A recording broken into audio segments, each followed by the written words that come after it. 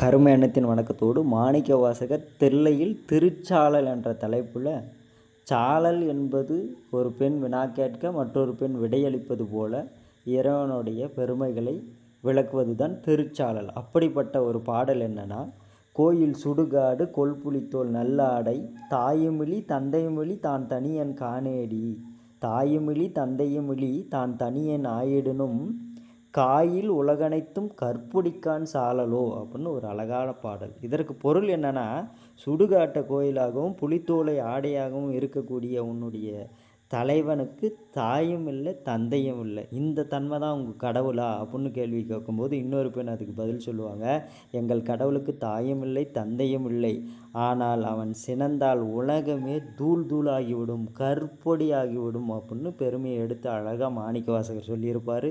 இந்த பாடலை எல்லாரும் படித்து பயன்பெறுங்கள். நன்றி.